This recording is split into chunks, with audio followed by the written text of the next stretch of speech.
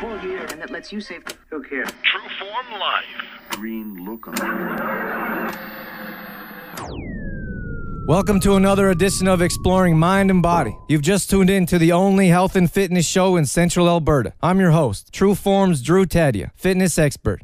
Today we're talking about the scale moving up. We got a 2-for-1 recipe for you, and we're talking about mindset, the breaking point. That's all coming up on...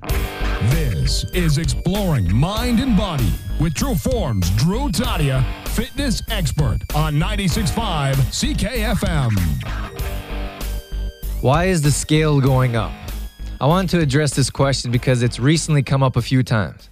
We've had some long-term members that have been doing so well and have seen some incredible results.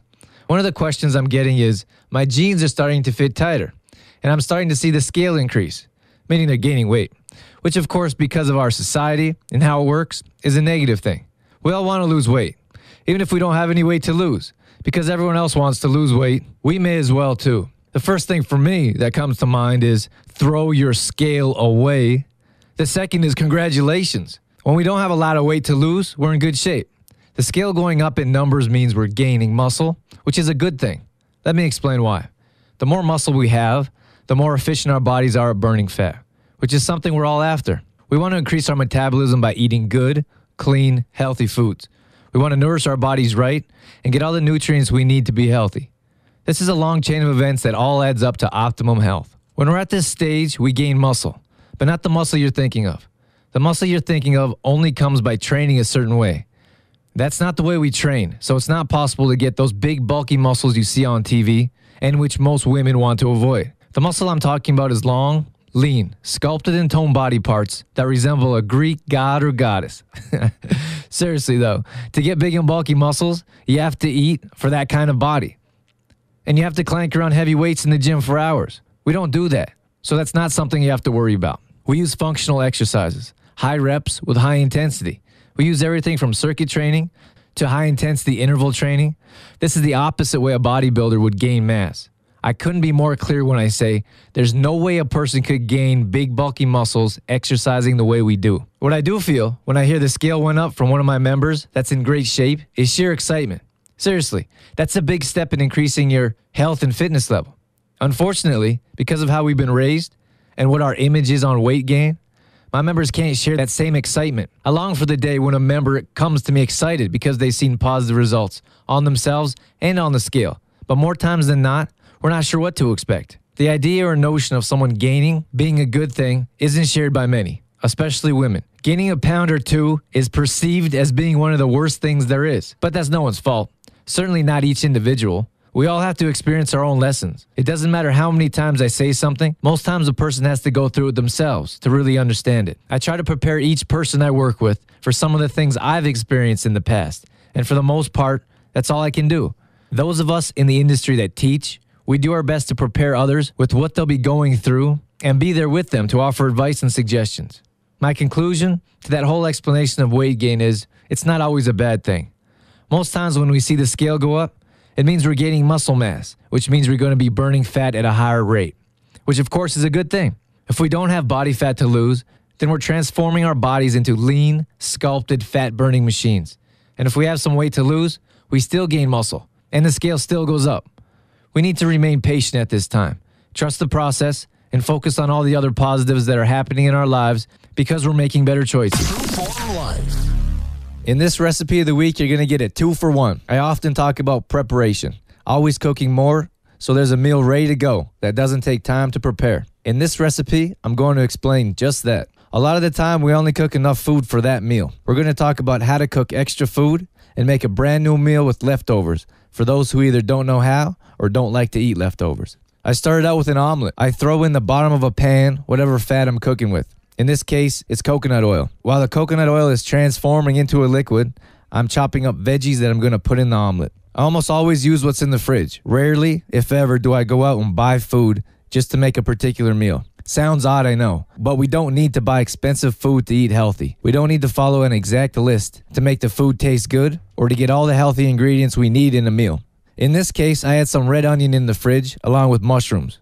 I really love the flavor of mushrooms in my pasta and eggs. I also had some zucchini in the fridge, which I chopped up and added to the pan. While I'm waiting for veggies to saute in the pan, I'm cracking the number of eggs I'm going to eat with this meal in a separate bowl. In this case, I added 6 whole eggs. I chopped up some dill, threw them all together and beat them up. Once the veggies are sauteed to my liking, which is usually crunchy, not only because that's the way I like them, but because heat destroys most of the nutrients in our foods. So remember, always take out your veggies slightly crunchy, unless you're going to make mashed potatoes or cauliflower. That's pretty much it. This takes a very short time and doesn't take very much effort. Once the eggs are cooked, you're ready for your meal. This is a low-carb meal, so depending on your goals, you may want to add something extra like quinoa, which can actually be mixed in the eggs, or whole wheat bread with some peanut butter. Personally, I like the flavor of natural herbs like dill, and maybe some pepper and sea salt. If you have to, or for a change if you're eating eggs often, try ketchup, although watch out how much you use. You could turn a healthy meal into a not-so-healthy one, or add hot sauce. Here comes the 2-for-1. I cook 6 eggs with a bunch of veggies so I have extra food. If you're trying to gain weight, are a big eater, or eating for more than one, cook more eggs and add in some extra veggies so you're cooking enough for the next meal. The next meal is an omelet burrito. Sometimes I like to saute garlic and throw the already cooked eggs from the fridge in the pan and wait for them to heat. This may sound weird or like more work, but garlic, besides all the healthy benefits, is a nice flavor changer so your meal doesn't taste exactly the same. Once the eggs are warmed up, I pull out a whole wheat flax wrap from the fridge, throw the eggs on top. For additional flavor, more health benefits, and a different meal, I chop up cilantro, throw that on top with sliced avocado to get those healthy fats. And finally, if that burrito isn't bursting with flavor, I throw in a couple tablespoons of salsa and I'm ready to go. You've just placed yourself right smack in the middle of Mexico. All you need is a beach and a Corona. Stay away from the beers in the morning though. So there you have it, a 2-for-1. So next time you make a meal, be sure to cook a little extra and add some new flavor when you reach in the fridge for that already made meal. Exploring mind and body with True Form's Drew Tadia would not be possible without the help from the following sponsors: Health Street, Shoppers Drug Mart, and the CLC Fitness Center, uniting together for a healthier tomorrow. To find out more about Drew Tadia and True Form Life or to become a sponsor, visit trueformlife.com. I recently talked about mindset concerning complaining along with the scale. It's clear to me that our minds control everything. It has been for quite some time. One of my favorite memories being on a team was my first year at university. We all have a breaking point, and as trainers and coaches, it's our job to find them for each individual, help them push through them to set new limits. One of our first practices, our coach wanted to find out our breaking point. He wanted to know who was strong and in what areas. At the end of a long and gruesome training session, the coach had us all lie on our backs and put our feet up in the air. Then we lowered our feet to about 6 inches off the ground, and there they stayed until each individual dropped off and was unable to hold this position for any longer. There would be only one person to claim victory over the whole team. Only one person standing, or lying in this case, when everyone else could no longer last. I don't remember exactly how long we had our feet up in the air. It seemed like hours. So many things go through your mind when you participate in an exercise like this. Towards the end, the most apparent are the negative thoughts. The thoughts that creep in and tell you you're weak, you won't last any longer. Just let go and the pain will be over. What do you have to lose? The list goes on. I've always had a competitive edge, and knowing how important it is to make a lasting first impression, especially being in a new group, a group of 50 plus, no less, there was no way I was going to let this one slip through my fingers. I remember details of this event like it was yesterday. Funny what we remember and how we remember them. I remember the coach yelling out the numbers as they dropped.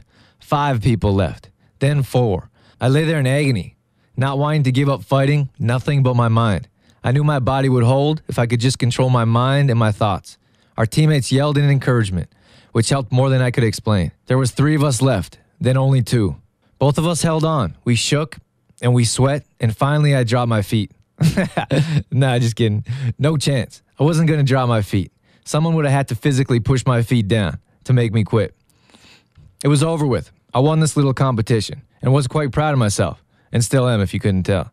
But not because it was a physical contest, because it was a mental contest. I knew all I had to do was control my mind, and I would win. It's not so easy by any means, but I think most people were trying to control their bodies.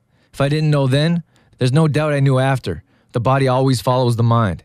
If you can control your thoughts and your emotions, there's not much holding you back. I recently had a business associate come back from a conference which was centered around the mind and positive energy, positive thoughts, and what we can control through both of these. It was clear to me how energized he was after coming back from such an event. Only a few weeks ago, I attended a conference myself that was more energizing than words could explain. I had a new look on life, a new look on business, and had a newfound energy that was so apparent, plenty of people commented on it. I feel that just about everything comes down to thoughts and what we focus on. If we're having a bad day, I bet you're focusing on the guy that cut you off on the way to work or the person that stole your parking spot. If you're having a great day, I bet you're thinking about something good that happened or something that's about to happen. Could be dinner you're looking forward to, a date with your spouse, or a night out with the guys. Regardless of what it is, thoughts put us in the mood we're in. There's no way around it. Try being upset while picturing an exotic island, or up in the fresh air of our beautiful Rocky Mountains if you prefer. Get upset while thinking about your newborn, or playing with your pet. These are things we love. When we're thinking about them, we're in a good mood.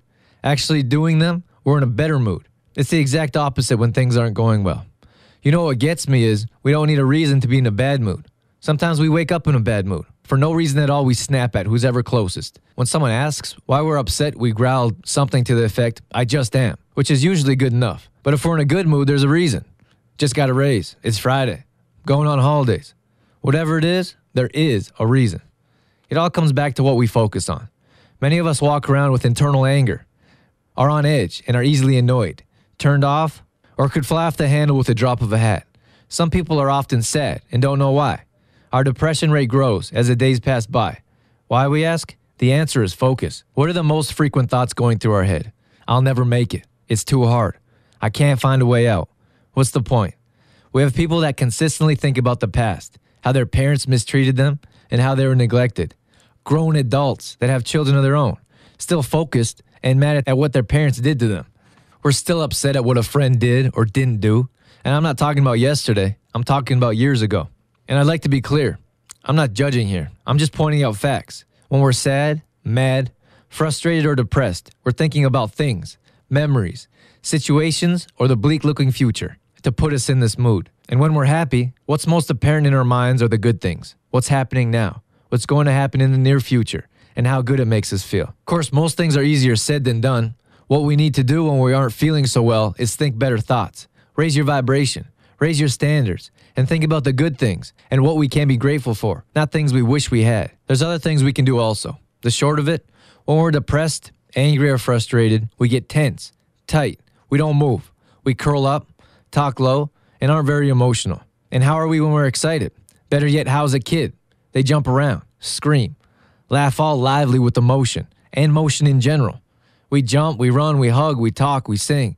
This is a quick way to change our mood. The first thing we need to do is act. The longer we stay in a depressed, angry state, the harder it will be to get out of it. The main thing is we need to do something. Otherwise, our whole day or years of our lives will be wasted in anger. And don't think this isn't a conditioned response. We teach ourselves how to get into a negative mood just as easily as we teach ourselves how to be in a happy mood. You know people that are unusually happy? Those annoying people that are always happy for no reason? And we know people that could snap for no good reason. We've conditioned ourselves this way because of what we focus on.